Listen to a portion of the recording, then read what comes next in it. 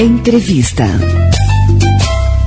Falta de limpeza em terrenos favorece surgimento de animais peçonhentos. Nesta semana, uma moradora do Jardim Itália postou em uma rede social a foto de um escorpião encontrado na porta de uma residência. De acordo com a moradora, naquele bairro existem terrenos baldios que não recebem a devida manutenção. Em outros pontos da cidade, o problema se repete, gerando aparecimento de cobras e aranhas, além dos temíveis escorpiões. A prefeitura faz sua parte, fiscalizando, notificando e até multando os proprietários que deixam de cumprir suas obrigações diante da comunidade. Para falar sobre o assunto, o Jornal da Cidade conversa agora com o gerente da Divisão de Tributação e Fiscalização da Prefeitura Municipal, Fábio Saceron. Bom dia, Fábio. Bom dia aos ouvintes da Rádio Vinícola. É um prazer estar aqui para a gente poder conversar sobre esse tema tão importante, que é a limpeza pública, né? A condição dos terrenos do município. Exatamente, Fábio. A gente até conversava antes do início da entrevista que a pessoa achou um escorpião, uma cobra, uma aranha, às vezes ela não fica nem com bronca do dono do terreno, ela já pensa na prefeitura, né? Isso é comum, Sandro. A gente é alvo da indignação das pessoas e também é direito do cidadão ficar indignado mesmo com a condição que se encontra os terrenos, né? Agora vamos começar por esse assunto. O que aconteceu lá no Jardim Itália? Realmente tem terrenos ali que não estão bem cuidados, Fábio? Olha, Sandro, eu não consigo apontar para você, a gente que está no dia a dia da prefeitura, um terreno ou um local onde ocorra assim, esse terreno é um terreno que ninguém cuida, nós não temos isso no município. É óbvio que nós temos proprietários de imóveis que atendem as notificações da prefeitura com mais celeridade, com mais rapidez, alguns que nem precisam de notificação, né, já limpam, já têm o hábito de limpar, de proceder à limpeza continuamente, e outros que demoram um pouco mais para atender, né, e tem um ou outro que precisa receber uma multa, que é a multa de mês de salário mínimo, até para esclarecer aqui, para aí sim praticar a limpeza. A gente não pode ligar apenas o surgimento de escorpiões ou de outros insetos ao mato, à grama. É lógico que isso tem a ver com o terreno, mas também em bueiros, né, margem de ribeirões que não podem nem ser feita a manutenção, a limpeza, por se tratar de APP, né, tem que passar por outros órgãos órgãos públicos para fazer análise, CODEMA e consequência para poder fazer a limpeza. Então, esses animais, eles existem, então, em outros locais. E também se encontram dentro das nossas próprias residências. Você tem aí na sua casa, no seu quintal, uma pia de tijolo, um monte de bloquinho que sobrou da sua reforma, algumas telhas que sobraram. E não precisa estar não precisa ser um terreno abandonado. Sujo, não precisa. Em qualquer cantinho o escorpião tá. Porque ele é um predador. Ele é um caçador, né? O caso do escorpião. Os outros insetos, como a cobra, eles são predadores. Eu não vou dar aula de biologia aqui, que não é a minha área, mas eles são predadores. Eles vão procurar onde tem comida para eles comerem, né? Tá certo. Agora, Fábio, eu queria que você explicasse como que funciona o trabalho da prefeitura para a nossa população entender. Mas antes, deixar o telefone aberto, não é? Para que o ouvinte, se tiver alguma dúvida, alguma reclamação, também alguma sugestão, porque não, as críticas são sempre bem-vindas, pode telefonar ou mandar o WhatsApp para Rádio Vinícola, que é o 3731-2291, ou então nosso WhatsApp, que é o 988629038. Fábio, como que vocês trabalham, quantas pessoas que vocês são e como que vocês se organizam em todo o município? Nessa administração, quando eu explicar para o cidadão, quando a gente diz nessa administração, a gente está falando dessa última gestão do Rodrigo, que iniciou em 2017 e está em andamento agora. Nessa última administração, né, nessa última gestão, a gente veio para fiscalização, eu voltei para a gerência de fiscalização e tributação que se fundiu, então todo o serviço relacionado à cobrança de imposto, dívida ativa e fiscalização de posturas, obras e fiscalização tributária está sobre a minha supervisão, sobre a minha gerência, né? E eu voltei para lá, a gente conversou, eu e o Rodrigo, né, antes de começar o mandato, para a gente dar um plus, ou como eu vou dizer assim, para a gente dar mais celeridade e ter uma fiscalização mais ofensiva, a fiscalização atacando, né, e deixando de trabalhar como bombeiro, né? Isso em todas as frentes, né? O fiscal não pode ser um funcionário que vai lá apagar o fogo. O telefone não pode tocar para ter reclamação. O fiscal tem que trabalhar de ofício, como a gente diz, com a ordem anterior à denúncia do cidadão ou à reclamação do cidadão. E é assim que a gente procura trabalhar. É óbvio que no início da gestão a gente tinha apenas um fiscal de posturas para fiscalizar todos os terrenos da cidade, calçadas em má conservação, perturbação de sossego público, queimadas, depósito de lixo em horário regular, local irregular, entulho. Era um fiscal. Hoje nós estamos com 2 fiscais, e com a intenção de aumentar mais esse número, porque a cidade está crescendo e os loteamentos estão aumentando. Como que a gente trabalha? O fiscal continuamente, ele pega um mapa do bairro na prefeitura, uma máquina fotográfica ou um celular, fotografa os lotes que estão em más condições, né? Eu considero má condição um mato passando de 30 centímetros de altura, a gente já fotografa, né? Eu não fotografo um terreno que tenha mato nascido. Eu vou dizer desse jeito que é mais fácil de se entender, né? Eu vou falar mato pego. Sim, né? seria a altura do joelho, mais ou menos? Não, menos. Menos né? que o joelho. No meio da perna, né? Vamos dizer assim, 30, na canela. Na canela. A gente já fotografa e manda notificação pro proprietário. Eu preciso comprovar a ciência, eu não posso mandar uma carta simples. Eu tenho que mandar uma carta registrada. Cada carta dessa, o correio faz 3 tentativas, no horário comercial, às vezes a gente não consegue localizar, o fiscal tem que ir fora do horário de serviço, né, para tentar localizar a pessoa e entregar a notificação. Recebida a notificação, 15 dias, vão voltar para ver se limpou. Não limpou, eu tenho que mandar o auto de infração. Mesmo procedimento de carta, tenho que entregar, tenho que dar um prazo de 15 dias. Enquanto isso, já está em 60 centímetros. Eu acredito que mais, né, com o calor que a gente está aqui com a chuva, se o sujeito não limpar na notificação, no auto de infração, o mato já está com média de altura.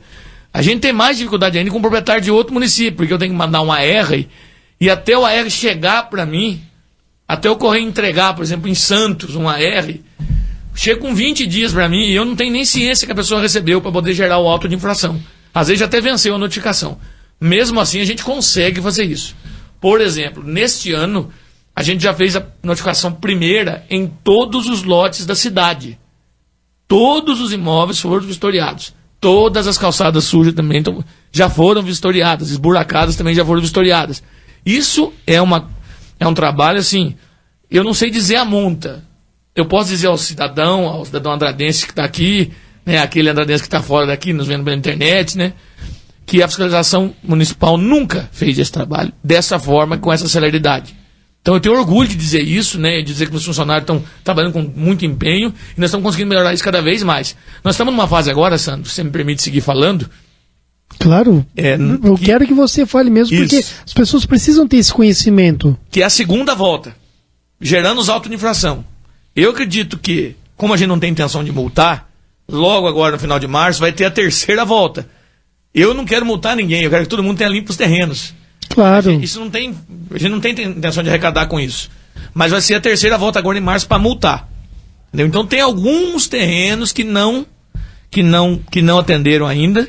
E tem alguns nesse bairro, salvo melhor juízo, o Jardim Itália, que quando da primeira vez que nós fomos vistoriar lá em novembro, dezembro, eles estavam limpos ainda.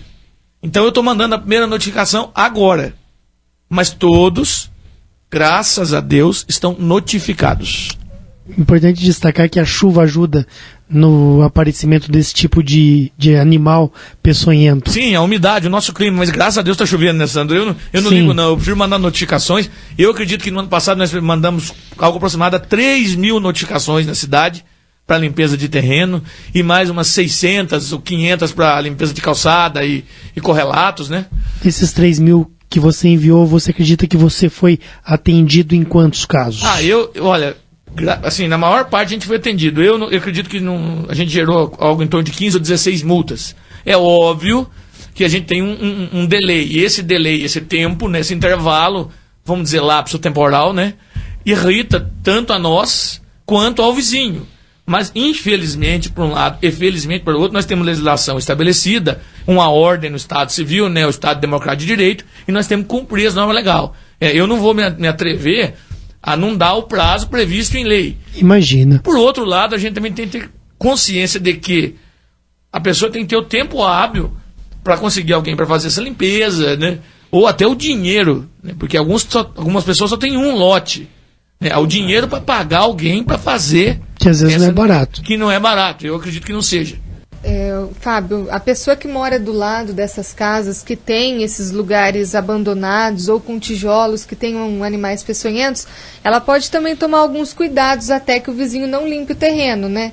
Como o uso de, por exemplo, regentes, que são para animais peçonhentos, ela pode passar na casa dela para evitar a entrada desses bichos. Sim, com certeza. Essa área da vigilância em saúde, eu vou dizer aqui que se eu cometer algum erro, alguma falha, eu não lido diretamente com ela, mas eu tenho conhecimento disso, que a gente conversa na prefeitura para melhorar isso, né? Na divisão de vigilância em saúde lá no CIMAS, onde trabalha o Aldo e o Grayson, que são supervisores dessa área de vigilância em saúde, né? Eles estão sempre trabalhando, passando o remédio. Outra coisa importante também que eu aprendi: se você tem lá fresta de porta, fresta de janela, buraquinho na janela, buraquinho na parede, tudo isso tem que ser fechado. Vão nas telhas. A telha tem um vão ali, ó, tem um espaço na telha, eu não tenho forro na minha casa. Entendeu? Esses animais, como eu disse, principalmente os escorpiões e as cobras, eles são caçadores. Então eles têm uma condição, uma estratégia de ir atrás, né? E geralmente, né, como a lagartixa, né? Da onde que vem a lagartixa, né? Para onde que entrou? E entra, né? Então a gente tem que tomar cuidado com isso, tampar as frestas, botar os paninhos e entrar em contato com o setor de vigilância e saúde da prefeitura no CIMAS ou com a divisão de fiscalização, para a gente estar providenciando na pulverização. Esses dias atrás, o ano passado, a gente estava com uma infestação grande de escorpião ali na Professor Dávila. Para quem não sabe, na região da Vila Caldas. É no Alto Alegre, para ficar fácil de entender. Ali na Vila Caldas. Eles ficam alojados em umas galerias antigas, onde não circula mais água pluvial. Eles ficam alojados ali. E qual que é o trabalho da administração? Eu queria citar isso, se vocês me permitirem. A gente não existe como eu tenho entendimento que o pessoal lá me informou, não existe um veneno eficaz contra o escorpião. Um veneno legalizado eficaz contra o escorpião. Então o que a gente combate? O alimento dele. Joga um inseticida, mata os outros insetos e aí o escorpião some. Entendeu? Então eu peço isso. Ligue para nós para a gente fazer a aplicação do veneno. Entendeu? Porque você vai matar barata, por exemplo? Vai matar barata, vai matar mosquito, vai matar centopeia, vai matar os outros que eles... É a comida deles. A comida deles e eles vão embora. Eles vão em outro lugar. Mas assim... Eu poderia dizer assim, nós vamos acabar com o escorpião, né? Gente... Escorpião é um bicho difícil. É um bicho difícil e é difícil você terminar com eles, né? E eu entendo também que a gente quer mais é proteger a nossa residência, né? Por isso a prefeitura está à disposição para fazer o que ela pode fazer dentro do possível, né? E providenciar a notificação daqueles imóveis que estão em mais estado de conservação. Agora, Fábio... pelo que eu entendi, então são 3 etapas. É a notificação, depois a primeira é o aviso. Isso, a notificação. Notificação. Aí a pessoa, qual que é o segundo passo? O auto de infração. Tá, aí a pessoa não quer pagar, não quer limpar o terreno, o que acontece? Mandou a multa. Tá, não recebeu a multa, não pagou a multa e não limpou o terreno. Eu abro um processo interno, a gente chama de processo de instauração, né? Onde o fiscal de postura se manifesta pelo mau estado de conservação do imóvel. Eu junto a esse processo todas as notificações, as comunicações, solicito do setor de almoxarifado da prefeitura, né, da Secretaria de Serviços Públicos e Transporte Interno, a limpeza do imóvel e faço o lançamento em uma guia da prestação do serviço. Eu não sei precisar o valor, porque é por hora de máquina utilizado, metro quadrado do terreno, mas esse lançamento é feito. Há um tempo atrás eu precisei fazer isso num terreno lá na Rua dos Oliveiras, lá no Jardim Panorama, no encontro do Jardim Piraptinga.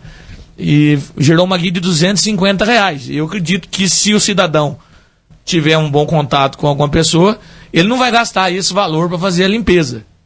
Né? Porque o sujeito pode limpar do jeito que ele escolher. Lá no caso, a prefeitura fez a limpeza, o secretário de obras me passou os valores e eu lancei a guia e encaminhei a guia para a pessoa. Se a pessoa não paga essa guia, ela é igual a qualquer tributo. Está sujeita às cobranças, né, que a prefeitura pode fazer tanto no cartório de protesto quanto junto ao judiciário, né, na execução fiscal. Mas talvez o valor é um pouco baixo, não é não? Depende do tamanho do terreno e do material que você usa. Tem imóvel que você não consegue limpar com roçada só. Que a condição é tão ruim, e isso eu já vi em outros momentos, que você precisa de máquina. Aí o valor sobe. Tá certo. Sim. Agora, quando que a prefeitura pode entrar em um terreno e ela mesma limpar e mandar a conta pro... Depois de encerrado, pelo menos, o primeiro processo de notificação e de multa, que eu te falei. E tem que ser um terreno onde que ofereça, né, de fato, entendeu, uma condição para proliferação de inseto ou um transtorno. Não é em qualquer terreno que a prefeitura pode fazer serviço de limpeza sem autorização do proprietário. O processo tem que estar bem instruído. Mesmo porque o terreno não é meu, não é seu, não é da prefeitura, né? Entendi. Fazendo uma analogia, né? Você está na sua casa, a sua casa está suja.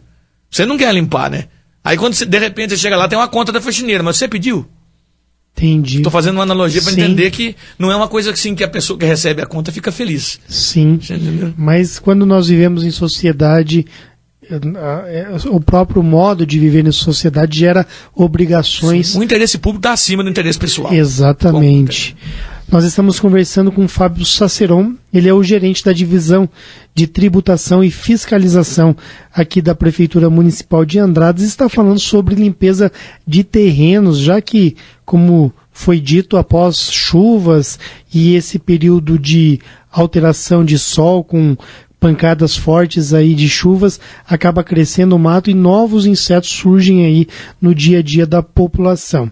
Fábio, eu conheço um empresário no centro da cidade que tem um terreno e ele se recusou e se recusa e disse que não vai tirar o entulho que está lá no terreno dele. E nas casas vizinhas, ali no Jardim Satélite, em duas delas pelo menos entraram escorpiões lá com crianças morando nessas residências. Eu tive a oportunidade de falar com o filho do terreno e ele falou, não vamos tirar o entulho. E ponto final, e quero ver quem me faz tirar. O que você pode dizer numa situação como essa? Primeiro é lamentável, né? Eu não conheço a pessoa, não faço questão, né? A gente não vai dizer quem. Mas é lamentável. É alguém que vive em grupo, né? Que vive numa sociedade, tem um pensamento assim tão arcaico, né? Desses para dizer que não vai tirar um entulho. Até porque o terreno é dele, né? E você vai... É o que eu dizer, você mora no meio da sujeira, né? E ele disse para mim que no futuro ele vai usar aqueles tijolos que ali estão. Organizar, limpar. Passar um veneno, né? Isso. A gente tem fiscalizado, né? Nessa região que você me disse... Frequentemente tem notificação para limpeza, né? E eu acredito que já deve estar no nosso radar. Sim, eu passei na época, fui na prefeitura. Entendeu? Já está no nosso radar, né? E faz parte dessas pessoas que a gente não gostaria de ter que lidar com um procedimento que a gente não gostaria de ter que tomar e a gente vai ser obrigado a tomar. Fábio, tem um morador aqui da Vila Busato, nos telefonou dizendo que ali há anos não é roçado. Há um ano foi roçado um lado do rio apenas. O outro lado não. Ali na Vila Busato as pessoas jogam lixo e o pessoal da dengue não entra no mato. O que você pode dizer sobre essa afirmação feita pelo morador da Vila Busato? O Sandro me reserva a respeito do procedimento dos funcionários da dengue, né, porque é um setor específico, eu não sei qual é a orientação deles. Quanto aos terrenos próximos ao rio, algumas áreas desse bairro são áreas verdes do município. É bom a gente tocar nesse assunto. Quanto à área verde do município, ela é nossa responsabilidade. Nós temos que dar o exemplo. O nosso prefeito sempre cobra isso da gente na administração. Nós temos que dar o exemplo. Se existe ao lado da sua casa alguma área verde ou praça da prefeitura em mau estado de conservação, que não foi limpa, eu gostaria que vocês ligassem para nós. Eu também faço esse levantamento e encaminho ao almoxarifado. Mas liguem para a prefeitura 3739-2000 e façam a denúncia. Tem uma área verde aqui que tem péssimo estado de conservação. Agora tem alguém jogando entulho aqui na área verde. A gente precisa presenciar quem jogou. No máximo podemos fazer depois de limpar, mas se a gente presenciar quem jogou, ou nós, ou a guarda municipal, presenciarmos e conseguirmos identificar e qualificar o cidadão que jogou, ele vai ser alvo de multa também de meio salário mínimo. E por que roça de um lado e não roça do outro? É uma pergunta específica. Eu vou dar um exemplo do que pode ser. Assim, eu poderia ser evasivo e dizer, eu não sei nesse caso. Mas ao invés de dizer isso, eu vou tentar explicar o que acontece. Pode ser que desse lado, o proprietário seja particular e desse lado seja uma área verde. E aquela área verde, como a prefeitura tem a obrigação de cumprir a lei primeiro, o proprietário roçou e nem se importou com a margem do rio, né? E isso aí pode amanhã depois ocasionar outros problemas para ele, né? Área de proteção. Se for principalmente do lado, lá atrás, onde não tem ainda canalização, aí ainda fica mais forte isso que eu estou falando, né? A área verde, a área de proteção, então precisa de autorização do CODEMA para limpar. E a prefeitura pode estar querendo limpar isso, que eu sei de casos desses, aguardando que o CODEMA analise e faça a liberação. Pode ser. Entendeu? Mas a gente tem que analisar caso a caso. Claro. Agora, depois que surja, a população quer ver a coisa limpa, né? Não tenha dúvida. E eu não sei até, às vezes, esse caso do meio ambiente. Olha pra você ver a margem do rio, ou dos ribeirões que cortam a cidade. Às vezes a população não tem noção. Ela acha que ali é uma área que a prefeitura pode limpar a hora que quer e como quer. E aonde ainda não houve a deterioração do leito, que o leito ainda está conservado, a limpeza não é automática, não é só ir lá e fazer a roçada. A gente tem que solicitar a autorização do órgão ambiental. É diferente daquela área onde tem a canalização do córrego do Mosquito. Ali já perdeu a característica de leito de rio conservado, né? Então ali há a limpeza sempre, há sempre a roçada, né? O rastelo do mato que cresce ali, né? Tirado ali daquela área onde tem a canalização. Agora, onde não tem, é leito de rio. Fábio, tem outro ouvinte lá do loteamento João Teixeira Filho, até dizendo que há alguns dias um morador do local fez uma reportagem com o jornal Andradas Hoje Regional. Foi o Zé Paia, né, que gravou lá pro Andradas Hoje Regional, mostrando a situação do rio ali no loteamento João Teixeira Filho. Sim. É o José Paiva, o famoso Zé Paia aqui. E ali ele mostrou que a situação não está como deveria, não é? Que a gente quer ver tudo bonito e limpo. Conservação da margem, né? Exato. Você chegou a ver esse depoimento do Zé Paia? Sim. O que você pode responder para ele, então, aqui pela Rádio Vinícola? É um assunto também que tange um pouco o trabalho que eu realizo. Então eu vou falar resumidamente, para não cometer erro aqui e fale e não ser injusto com ninguém. É questão de urbanização e de manutenção do contorno do rio. Então isso aí é mais uma questão de planejamento urbano e execução de obras. Eu sei que estão sendo feitos reparos nos encanamentos na margem do rio, porque é de nosso conhecimento. Sei também de um ou outro buraco que está aberto na canalização, que está para ser preenchido, mas primeiro estão trocando esses canos de esgoto, de água fluvial, para ter a destinação certa, nem não haver mais erosões. Entendeu? Quanto à parte que ainda não está canalizada, né, que fica mais ali próxima ao fundo da Vila Moscone, do Pirapitinga ali, eu acredito que deve ter projetos para fazer a urbanização, apenas aguardando a possibilidade de ter o recurso. Mas há sim um acompanhamento, e se tiver alguma dúvida a respeito daquele estado de conservação daquilo ali, dessas áreas públicas, né, margem de rio, praça, eu repito mais uma vez, ligar na prefeitura, entrar em contato com a Secretaria de Obras ou com a Secretaria Municipal de Planejamento Urbano, Gestão e Projetos. Olha, uma ouvinte aqui, a Maria Aparecida, lá do Gabirobal, está ligando para dizer que está gostando muito da entrevista, está achando que está sendo bastante esclarecedora. E eu já vou aproveitar, porque até agora a gente está falando da zona urbana, não é? Sim. Mas é um problema que na zona rural também acontece. As pessoas, elas elegem um lugar ali, né? E passam a depositar o lixo com certa frequência, a ponto de você, não é, passar pelo local e se sentir mal. Isso na zona rural. Sim, sim. A zona rural, eu agradeço a dona Maria Aparecida, né? Isso, agradeço a dona Aparecida pelo elogio, né? E também queria dizer para os moradores da zona rural que no Código de Posturas Municipal, que é onde a legislação que abarca, né, que alicerça o meu trabalho, a zona rural, ela não tem muito, eu não tenho muito campo de ação. O que não quer dizer que a prefeitura não vai fazer nada, ou que não tem o que ser feito.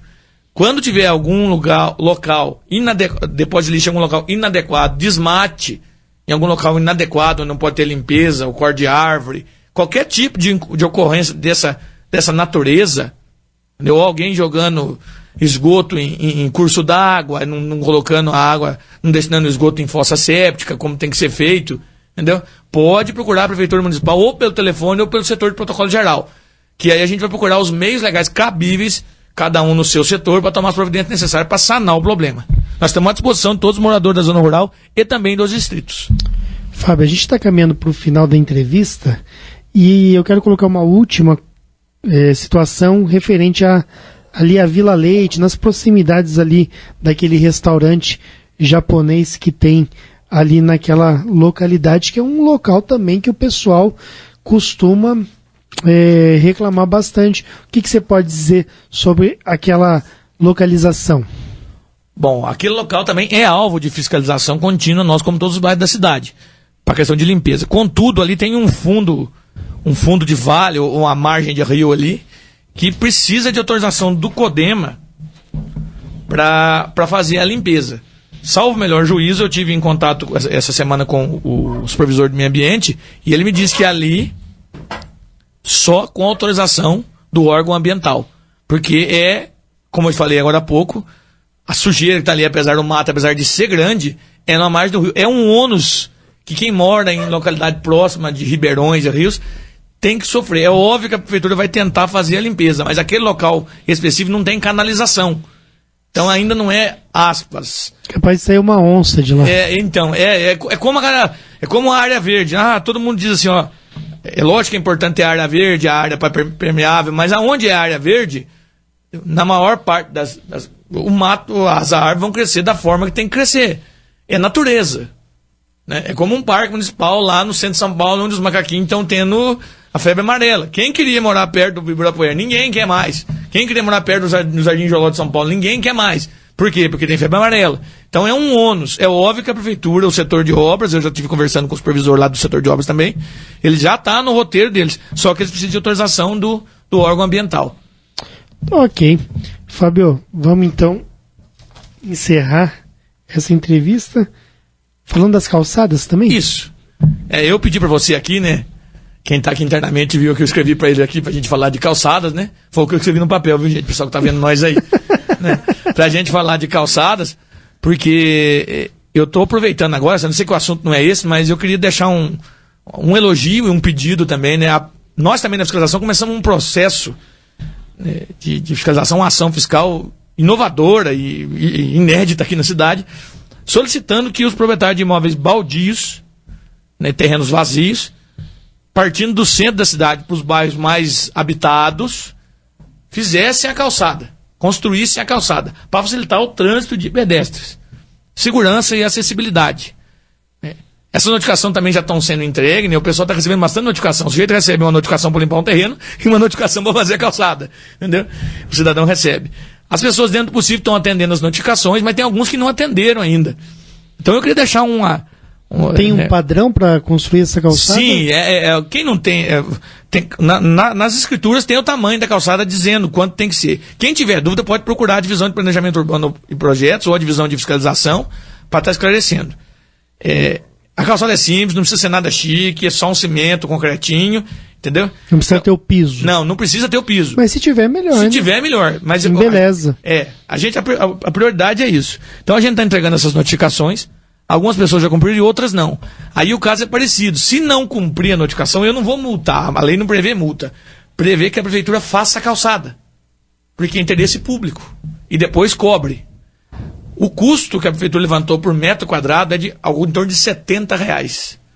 Então você tem uma calçada de 1,50 de largura por 10, são 15 metros.